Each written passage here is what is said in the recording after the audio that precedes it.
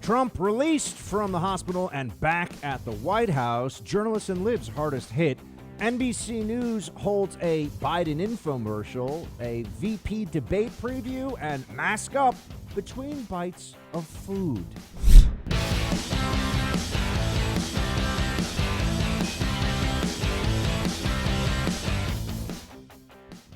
Welcome, friends, to the Buck Sexton Show. Great to have you here. An honor and a privilege, as always. And I am so pleased that I can share with you the good news. I'm sure you've already seen it, but I still want to get to say it. I had a feeling it was going to happen yesterday, and it did. The president was released from the hospital. Now, before we get into the lib reaction to this, the way the Democrats responded to it, and how insane they are, and how they are broken, they are clearly and utterly out of their minds. Let's just first look at what a normal person, a normal, decent American would think in response to this. The president is 74 years old. He is just by age in a higher risk category for COVID-19. And he's in and out of the hospital in 3 days. 3 days. And he went to the hospital, remember, as a precaution, too. I think people lose sight of that in this whole conversation. It wasn't that he was in a dire situation, but they were trying to be as careful as possible because he's the leader of the free world. Now, everyone should think this is just great news. This is objectively good news for the country. It's good news for the United States and for really, well, the whole world, at least everybody that we care about what they think. And it is. It would be really catastrophic in so many ways if the president was severely ill. First of all, he's a dad, he's a husband, he's got a wife and kids. I want every American to be safe and to beat any disease, any virus they have, whatever it is, right? And that's the underlying, that's the foundational viewpoint that we should all have when any of our fellow human beings, and especially our fellow Americans, become sick in an instance like this. Everyone who's in a hospital now, anywhere in the country, anywhere around the world with COVID, I hope they're able to beat it. And that's just the most obvious thing you can think of. But it's not the way the media responded to it. I mean, here's a senior citizen who has what can be a life-threatening disease. He is the president of the United States as well. The markets tanked when he went into the hospital, and markets jumped back up when he came out of the hospital. There's a lot right now that's on the plate of the president, even though we're in the midst of an election season. He still has things he's got to do for the good of the country, right? We have vaccines under development that are going to need to be distributed with a lot of help from the federal government. We have all the national security threats and challenges still in the background. There's a lot here. You want a healthy president. Everyone should want a healthy president. But the lib journos, not so much. I mean, maybe they wanted him to beat this eventually. I'll give them that. Although some didn't, and that's very clear from the jokes and the comments that they've made publicly. But they wanted him to suffer for a bit. One, because they hate him in an irrational and monstrous way, but also because there's this whole narrative that they're invested in. There is a perception that the media has really built more so than any other entity in this country. More so than even the public health officials and Fauci and all the rest.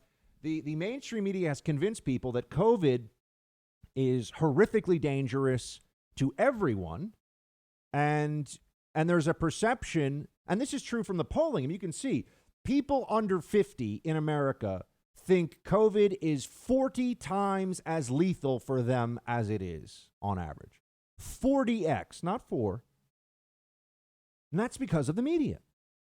How many news stories have you seen about the spike in cases on college campuses?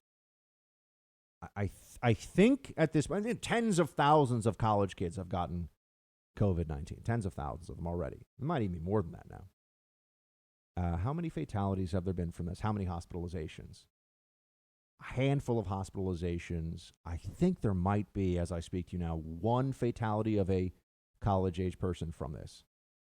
And there are people who die from diseases that we don't worry about all the time, who are college age and don't make it in the news. We're talking about one in the whole nation, folks. When you're talking about a single person in an age category dying of a disease, people die of West Nile virus. They die of the hantavirus, right? You're not terrified of that. Now, I understand COVID has spread to far more people. It's a much bigger problem. But for that age group, for that age cohort, it really isn't a much bigger problem than the flu. It's just not. Statistically, if you're in college, COVID's not a real threat to you. Not any more so than other diseases that we've come to live with. This is the risk management and the framework for understanding this that everyone has been told to abandon right now. And you're going to hear me talking a lot more about Sweden in the days ahead, as people yell, my mask protects you and your mask protects me. Really? Why don't you tell the Swedes that talking point? Because they're not wearing masks and they're fine. Fine. They're better off, in fact, than all of their major European counterparts right now. And what exactly was the lesson that we learned from this? Oh, well, we're not supposed to talk about that because now we have zip code by zip code lockdowns in New York. The dumbest thing I've heard, oh no, there's dumber. I can't even say in a long time. The dumbest thing I've heard in probably about less than 24 hours about COVID. That's where we are. But you see, the media also views COVID as a vessel for attacking Trump. Everyone's very upset. A lot of people have died from it. There is a real concern for people who are in the higher risk category for it. We've had economic devastation from it. People have lost their jobs. I've had friends get fired from their, let go, not fired for cause, but lost their jobs because of COVID. And we've suffered through all of this. And so there is a lot of anger out there, which you see from the protests. And there were more of them in L.A. last night, Black Bloc, BLM protests, Antifa protests. Black Bloc is the tactic. And I guess it's the right wing that's doing it, but we have all this happening in the country, and there's all this anger that's built up, and the media and the Democrat Party understands that what's most politically useful for them is for it all to be directed at President Trump. So they want people. I've been calling it for the whole summer, as you know, the Make America Miserable Again campaign. They want people angry, despondent, depressed. They want them frightened. And what happened last night was the President of the United States came out and basically delivered a roundhouse kick into the face of be afraid, be very afraid of COVID narrative. They just don't want to hear this. They don't want anyone to think that this could be a new approach going forward. The President said, I'll be leaving. This was yesterday, the great Walter Reed at 6:30 p.m., feeling good. And then he wrote, don't be afraid of COVID. Don't let it dominate your life. We have developed under the Trump administration some really great drugs and knowledge. And then he wrote, I feel better than I did 20 years ago. What's the big problem here? Don't let it dominate your life. Don't be afraid. The media completely flipped out about this because their response is no, be terrified and let it dominate your life. In fact, let it dominate your life so much that you will acquiesce to the moronic and tyrannical demands of mostly, but not entirely, Democrat governors and Democrat politicians and officials throughout the country who are pretending like we can't see what has happened, what has worked, what hasn't. And now they're preparing to lock the country down again just in time for the election. What a surprise. I've been telling you this for the last really 6 months. As soon as we're out of lockdown, they're going to put us back into it. As soon as we get past this, they're going to decide that, oh no, right in time for the election, we have to lock down again. I mean, they're the ones that have made this an issue of theatrics. Wearing a mask is annoying. I don't enjoy it. I don't want to do it. Democrats are the ones who put masks on for their Facebook photos and their Twitter avatars. When they're alone doing interviews, they still wear a mask, even though I don't think the virus can travel over Zoom or Skype. But it's just become a political symbol. This is really their primary rallying mechanism in this election cycle against Trump. You wear a mask because you have to in New York City and in other places across the country. And so it also makes it seem like because some portion of the people that do it are wearing masks in solidarity with Biden, the Democrat narrative, the more masks you see, the stronger that narrative, the stronger that support must be. And Trump just delivered a very difficult, a very challenging bit of information here for those who want us all to be in constant fear of this.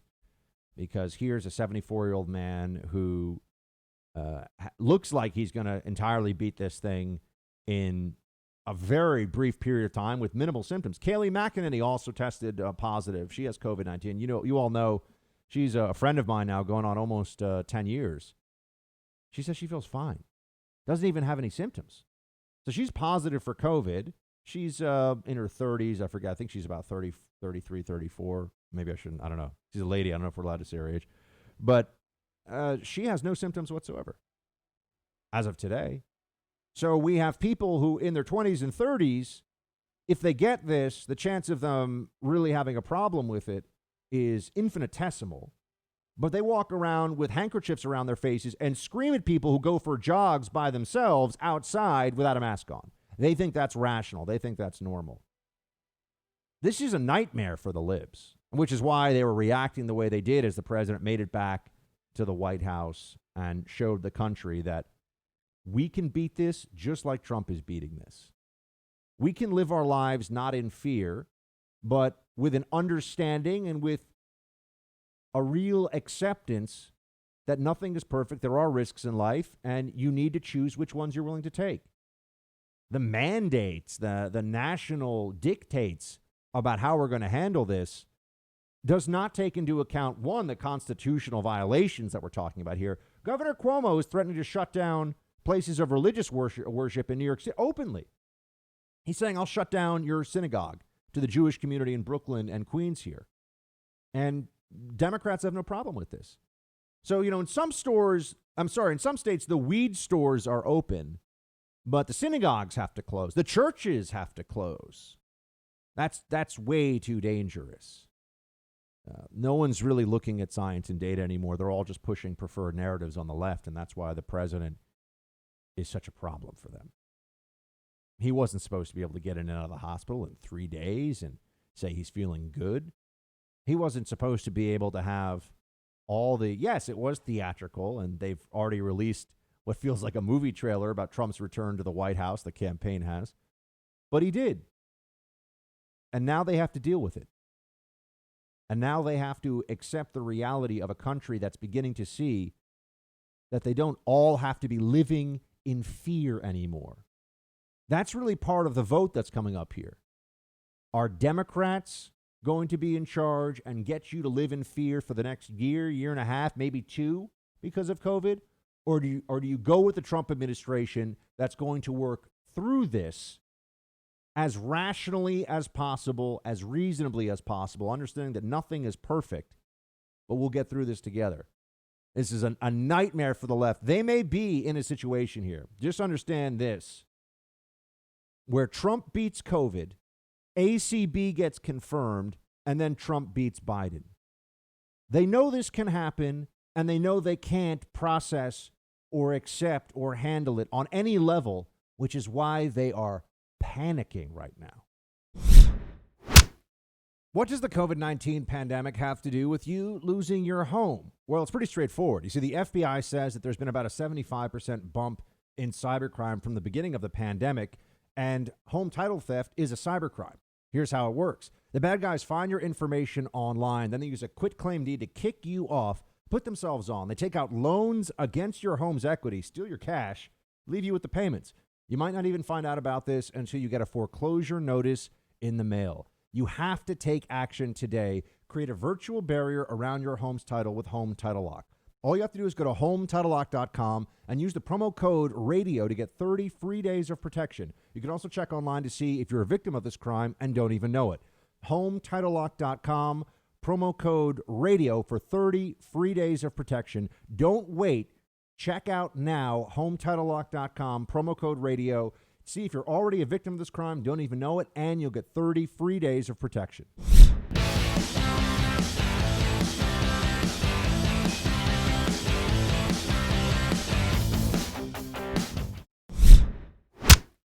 All right, now let's talk about the way the media reacted to the president of the United States being discharged from the hospital. They really were flying the hammer and sickle at half staff outside CNN. I could tell they were really bothered by this. But here you have a Yahoo News reporter. This is exactly when someone comes out of the hospital. You know what you want to do right away? Accuse them of basically being a mass murderer. Here's a Yahoo News reporter right as the president is leaving yesterday evening. Play 3. Mr. President, how many staff are sick? How many of your staff are sick? Thank you very much. Thank you. Do you think you might be a super spreader, Mr. President? Do you think you might be a super spreader, Mr. President? That's the question that's being asked. First of all, how would the president have any idea? How would anyone have any idea at this point?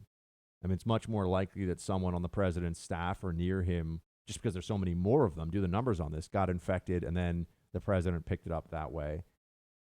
But this shows the mentality. Instead of asking optimistic questions, Mr. President, he's leaving the hospital, folks. Okay, we can ask him about, how do you feel, and Mr. President, do you have anything to say about the fantastic staff at Walter Reed and what they've done? That's what you would. If it was a Democrat president, oh my gosh, there would be people crying tears of joy. They'd be, running out and, throwing garlands of flowers, and it would just be a total celebratory atmosphere. But no, this president got out of the hospital, which really makes the libs a little bit sad. It makes them a little bit sad on the inside, and they really can't help it. So, yeah, are you a super spreader is the question that's asked. That's really classy thing for Yahoo News to be asking the president, as if he's going to say what? He's going to say yes? No, the question is the accusation, right? We've seen this game before. That's why they're asking about this. The question is the accusation.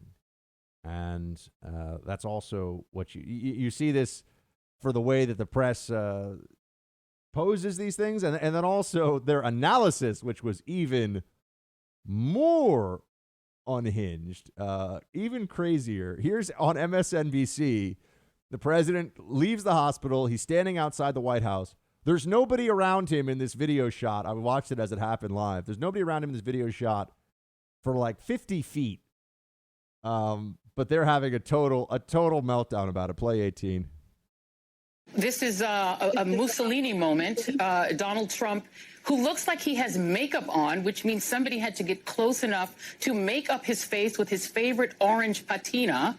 He's standing there as if he is, a member of the old Russian Tsar family. I don't know what that's supposed to be. I guess it's his sort of discount Bolsonaro, Nira.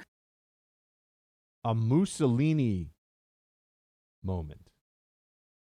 This guy's 74, just got out of the hospital, discharged because he's doing well in his fight against COVID. And the Democrats can't show any class, decency, or humanity for a day. I mean, just give the guy a day where you're like, oh, the president's out. Okay. No, right away, jumping on the optics of this, and it's fascism, and mocking the president for having makeup on. And first of all, everyone who goes on TV all the time, these people all have makeup on.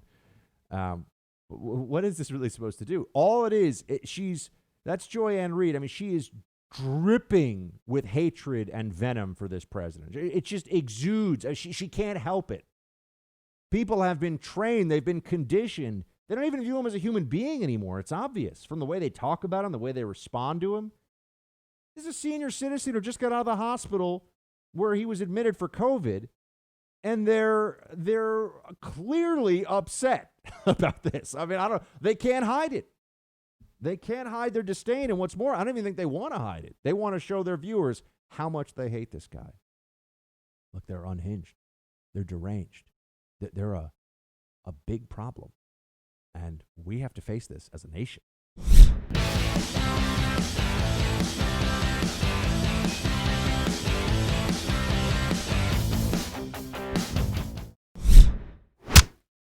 Oh, it wasn't just a handful of media libs freaking out about the president's discharge from Walter Reed. There was so much anger and rage about this all across the media. They were really, it's like somebody canceled Christmas, Halloween, and Thanksgiving all at once. They were very, very sad, outraged. Here's just a collection. I think this is from Grabian. a collection of how the media responded to this. But really, the notion that the president says you should not live in fear of this, the media has been very clear. They want you to live in fear of this. You are supposed to live in fear of the virus. And that those are your orders now from the elite Democrat media, from the Democrat Party, the Biden campaign. Be very afraid and do everything we say. And only then, maybe if we win the election, at some point, will we give you your life back. That's the promise that they're making to you. It's pretty terrifying. Play 14. President Trump wrote on Twitter, "Don't be afraid of COVID. Don't let it dominate your life." Almost 210,000 Americans are dead. Speaking of outrageous, this outrageous tweet. Oh, my goodness, Nicole. When I saw that Trump, I literally was overwhelmed. And now we see this tweet, which is heartless. It is cruel. Jake, this is so disrespectful. I'm not even sure I can speak about this. It's incredibly disrespectful. What does that mean? Don't be afraid of it. I mean, first of all, it's a contagious disease that kills people. There's nowhere to even begin. It's gross. It's such a distressing moment. It's just so horrible, so destructive to say I feel better than I have in 20 years. That he's saying this is so disrespectful. The president says it's no big deal. It's outrageous. It is insulting to the people who have lost loved ones. It is insulting to every American who wears a mask. I mean, it's disgraceful, Wolf. It's absurd. Unbelievable. I mean, they're so emotionally broken. Let's really think about this. The president says, don't let COVID dominate your life. That triggers the libs. We are supposed to let it dominate our lives. We are supposed to stay home indoors for another 6 months at least. Stay away from people, wear a mask constantly. I have to wear a mask on the treadmill it's insane, by myself. They have a camera in the gym. If you don't wear that mask, they're going to come up there and yell at you. Got to wear a mask by yourself. I don't know that many people that are really sick that are going to want to go work out. But anyway, but the asymptomatic spread, right? So they have an answer for everything about how live in fear is the answer. Constantly. Live in fear of this disease. Huge numbers of college kids have gotten this. And we're still supposed to think that it's a terrible risk. Shut down the colleges. Shut down the colleges. That's what everyone's been saying. What? Why? What? We have run the experiment. We have done what they told us to do. It didn't work. It was counterproductive. Back off. That's what actually needs to happen right now. You know that Sweden, I know that this is like, why are we talking so much about this Nordic country of 10 million? Because they're the control group. They're the control group for the study of state control and demands during COVID. As of last week, I think it was, there was an epidemiologist from Harvard, pretty serious medical school, Harvard Medical School. Guy's a world-renowned doctor, wrote a piece in a UK paper. I'm sure it's hard to get this published in the US right now. Wrote a piece, and I think it was The Independent, and he said, I pointed out that there are a couple of million school-age children in Sweden. They've never locked down the schools there. They never shut them down. They kept kids in school the whole time. Out of the 1.8 million school-age children in Sweden, do you know how many have died? 0. Wow. Okay. Do you know how many children die every year in just, I think it was Scotland and Wales was this citation he made in the UK? About 50 die from flu in those two parts of the United Kingdom every year. Now, that's not a huge number, but keep in mind, it's much larger than how many people are dying of that age group in any Western country, but schools are shut down. People say, oh, Buck, it's because of the teachers. Okay, teachers that are above the age of 50 should try to work more remotely. And, the way to handle this has been clear for a long time now. Protect the vulnerable population, which is an age-restricted group. Make all the provisions necessary for the medical care, but also to make sure that we can safely keep them from feeling isolated. Right, to make sure that the technology is in place, to make sure that family can be there and that there's testing to make sure that people that are still willing to go see people at higher risk can at least get a quick result. I came back from, I think it was North Carolina, which was on the restricted list. And I was told the test and trace corps is all over me every day. Oh, excuse me, the test and trace corps. I'm like, what do you guys, do you know that you've been to a state? Yeah, I know. Obviously, that's why you're calling me. Are you staying home for 2 weeks? Yeah, I'm staying home for 2 weeks. Which, by the way, no one's staying home for 2 weeks. That's all nonsense. $10,000 fine, they say. That's great. Let's have laws that are really dictates by a governor that are not enforced. And if they are enforced, it's going to be capricious enforcement of it. Let's see what that does to our sense of the system and its seriousness. But I wanted to get a test just to make sure that, in case I was going to go near my parents for the first, let's say, 10 days or so after I got back. You know how long they told me it was going to take to get test results back at every testing center I went to? 10 to 14 days. Oh, that's great. That was really, and this was in August. So instead, but what you want are millions and millions of tests. You don't want tests that are very rapid, highly efficient, and accessible for people that have really been exposed. What you want is just masses of people getting tested all the time.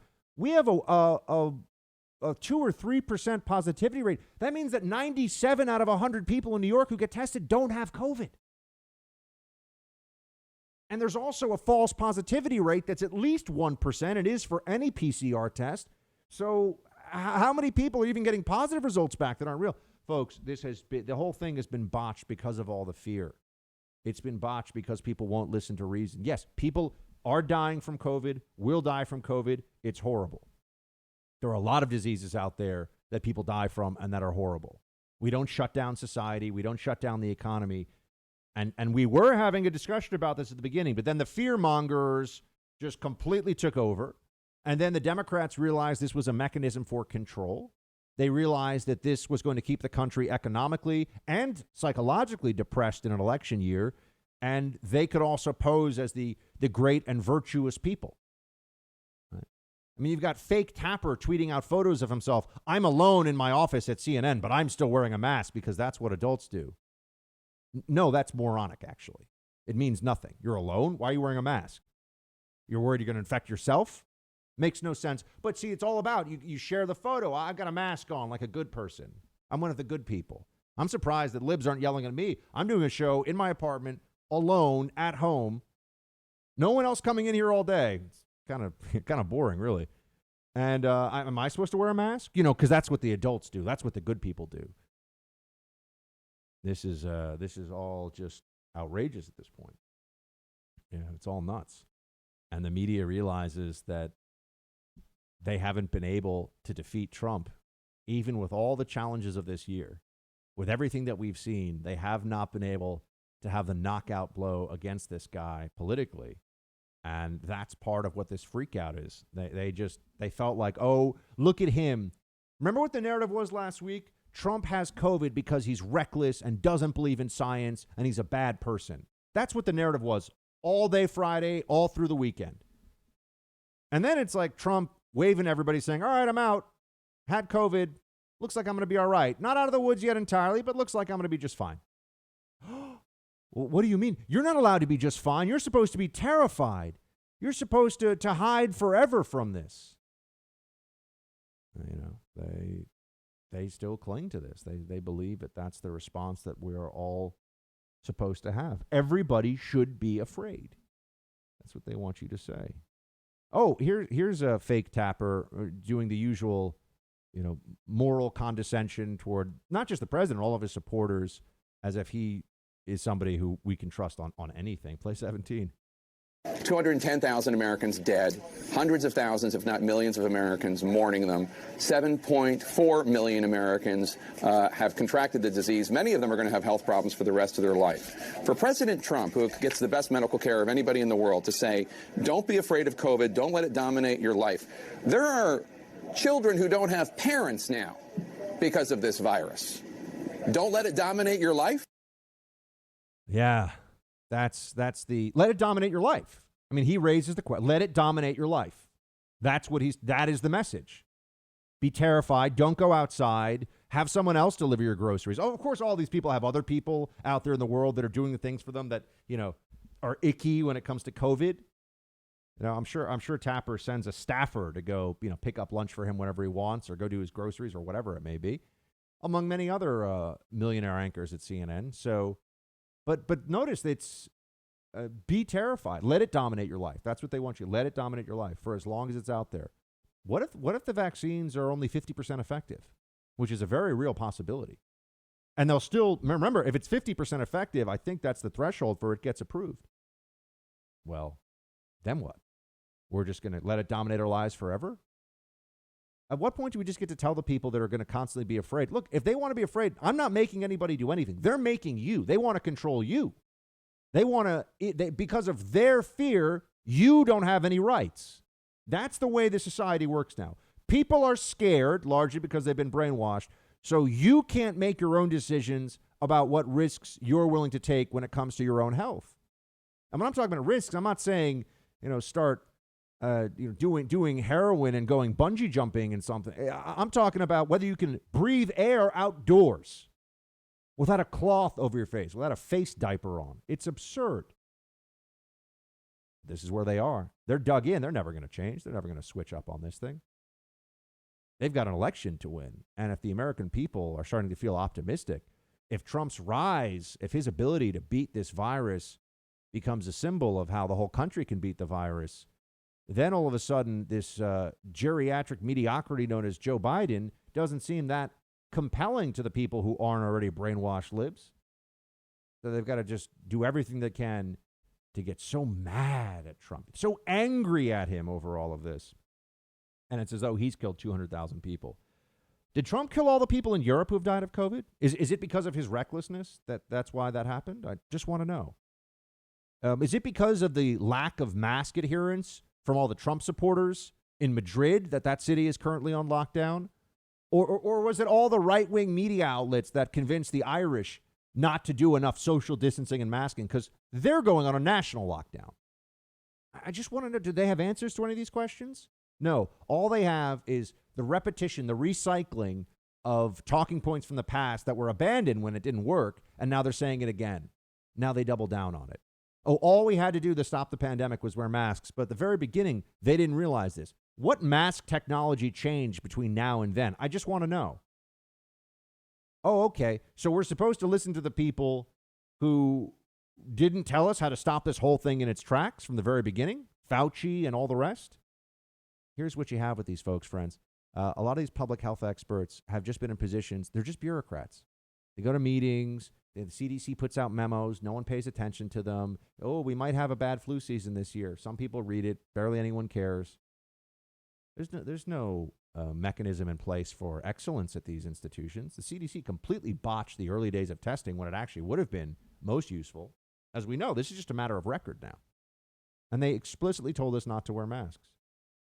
The World Health Organization, is that an institution that we still listen to? Yes or no? I'm never sure.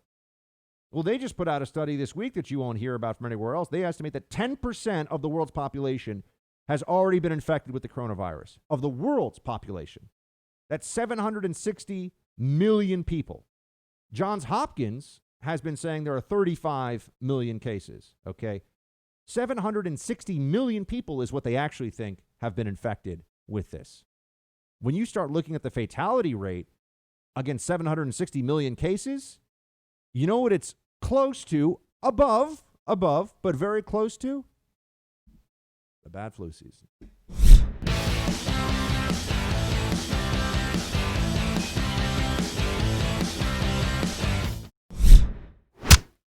I just left Walter Reed Medical Center, and it's really something very special. The doctors, the nurses, the first responders, and I learned so much about coronavirus. And one thing that's for certain, don't let it dominate you. Don't be afraid of it. You're going to beat it. We have the best medical equipment. We have the best medicines, all developed recently. And you're going to beat it. I didn't feel so good. And 2 days ago, I could have left 2 days ago. 2 days ago, I felt great, like better than I have in a long time. I said just recently, better than 20 years ago. Don't let it dominate. Don't let it take over your lives. Don't let that happen. We have the greatest country in the world. We're going back to work. We're going to be out front. As your leader, I had to do that. I knew there's danger to it, but I had to do it. I stood out front. I led. Nobody that's a leader would not do what I did. And I know there's a risk, there's a danger, but that's okay. And now I'm better, and maybe I'm immune. I don't know. But don't let it dominate your lives. Get out there. Be careful. We have the best medicines in the world, and it all happened very shortly, and they're all getting approved, and the vaccines are coming momentarily. Thank you very much. And Walter Reed, what a group of people. Thank you very much. One of my favorite Trump statements of all time. I couldn't agree more with what he said. He completely encapsulates and really just shares my thinking on how we should all approach this. Life has risk. He says he's a leader. He's the commander-in-chief. He sends men and women to die for this country based upon what he thinks is in the U.S. national interest. He's not going to go out and campaign. He's not going to be around the people that empower him because of the chance of getting a respiratory virus. No, that's the Biden plan. Hide in the basement. We have a very clear choice here. Do you want people to think you should hide for as long as it takes from this? Even though all of science until about February of 2020 was saying lockdowns are a terrible idea. You can't wait for a vaccine. You just have to do point-by-point mitigation efforts where you can, an individual basis, and that's kind of it. And then all of a sudden it changed, right? Because Trump is president, and all of a sudden panic was necessary, useful for the Democrats. Look, it's one of the best statements President Trump has ever made, which is why it's probably the single thing that Trump has said that the liberals hate the most, at least in recent memory.